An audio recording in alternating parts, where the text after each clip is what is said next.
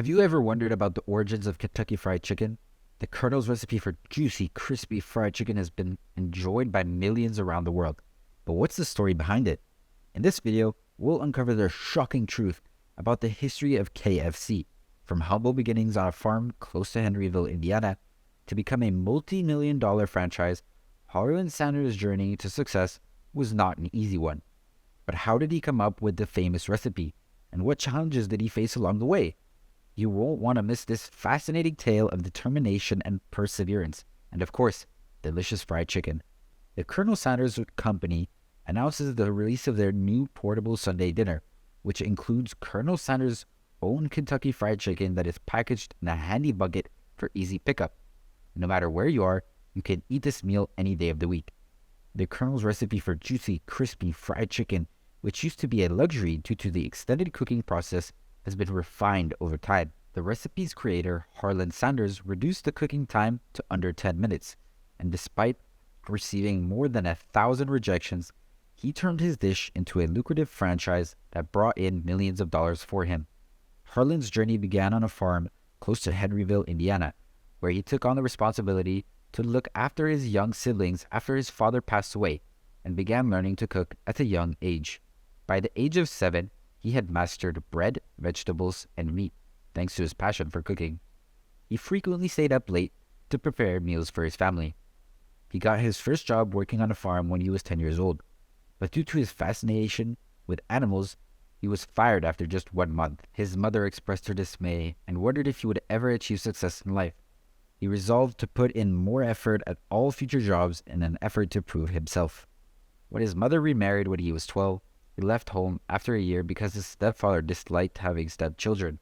He went to work on another farm, getting up early to take care of the animals, going to school all day, and working odd jobs at night. He occasionally worked into the night. Having troubles with algebra, he left the 7th grade at age 13.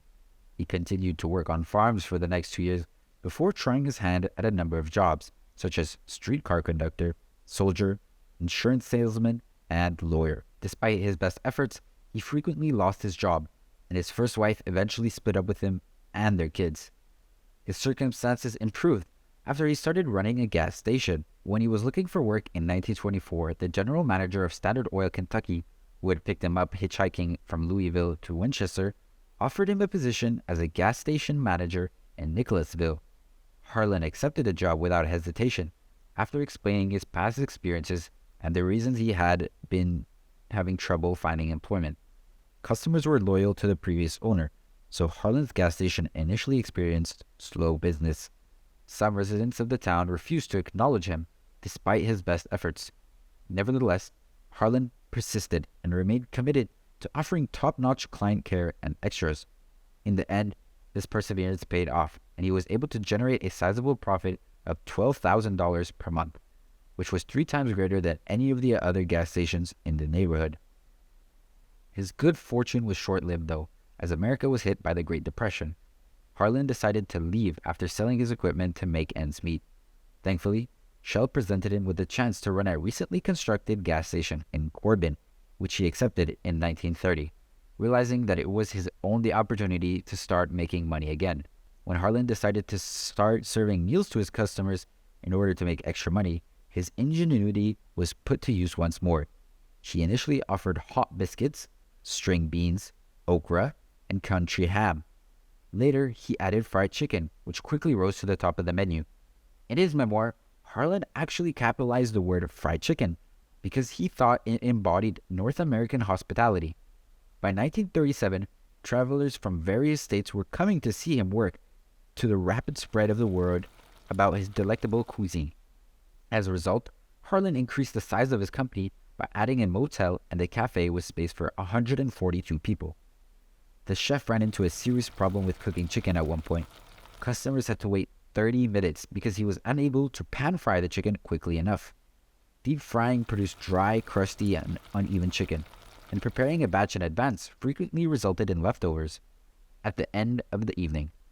But he found the pressure cooker, which was a recent invention at the time, and used it to cook his vegetables. Through trial and error, he discovered the ideal ratio of pressure cooking time, meat fat, and fat filtration that preserved the moisture of the chicken. sealed in its flavor, and gave it a tender, non-greasy finish.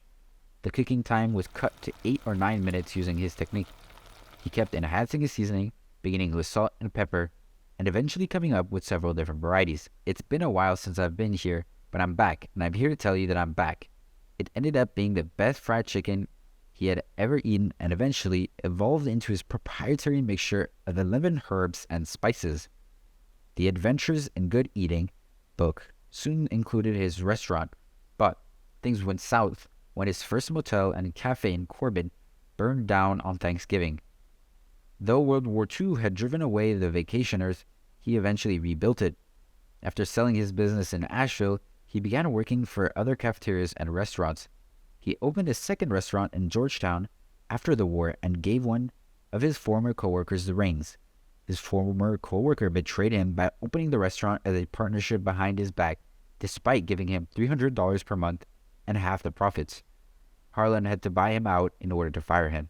An offer of $164,000 in cash was made to Harlan in 1953 by a real estate agent to buy his motel and cafe, but he declined it because 90% of his customers were tourists who used the nearby highway. Harlan didn't want to sell despite the agent's insistence because he thought the location of his motel was valuable. Unfortunately, a highway junction moved to a new location 6 months later, reducing traffic flow, and a new interstate highway was announced to bypass the region. When Harlan realized his company was doomed, he sold it at auction for $75,000 in 1956. Harlan, who was 66 years old, was forced to rely on his savings and his $105 monthly Social Security checks. But before the highway change, he had already lined up a few franchises for his new business idea, which was to launch a Kentucky Fried Chicken chain of fried chicken restaurants. When Pete Herman served the chicken Harlan had shown him how to make in his restaurants, business rose by 75%. In order to pay for his travel expenses, Harlan continued to line up more franchises.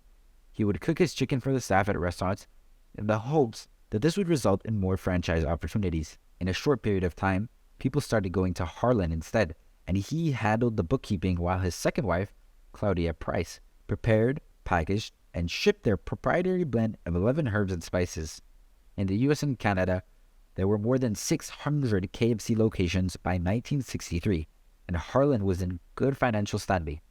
He was concerned about what would happen to his business after his death, though. In his autobiography, he reflected on his experiences and listed starting his first KFC franchise in his car with a pressure cooker as one of the bravest things he had ever done, given that he had no money aside from his Social Security check and that his brochures had generally generated a small amount of interest.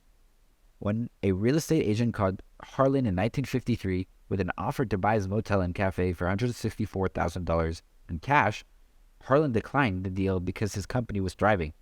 He thought that his motel's prime location right on the highway was worth a fortune, despite the fact that 90% of his business came from tourists. However, a highway junction that was in front of his motel moved to a different location 6 months later, which decreased the amount of traffic. Additionally, a brand new interstate highway that would completely bypass his motel was announced. In 1956, Harlan auctioned off his company for $75,000, less than half of the real estate agent's offer, because he was certain it would fail. He had to rely on his savings and the monthly $105 he received from Social Security at the age of 66. However, Harlan had a brand new business venture in mind, a Kentucky Fried Chicken franchise for which he had already secured some franchises in the past. As we come to the end of this video, we hope you enjoyed learning about the shocking truth behind the history of KFC. From humble beginnings on a farm to becoming a world-renowned fried chicken mogul, Harlan Sanders' story is one of perseverance and innovation. It's fascinating to see how a simple dish like fried chicken can become a multi-million-dollar franchise that has captured the hearts and taste buds of people around the world. And who would have thought that the pressure cooker would play such a crucial role in the creation of the famous 11 herbs and spices recipe? We hope this video has left you hungry for more knowledge about the history of fast food chains and the people who made them famous. Thanks for watching. If you enjoyed this video, don't forget to give it a thumbs up and subscribe to our channel. Thanks for watching, and we'll see you in the next one.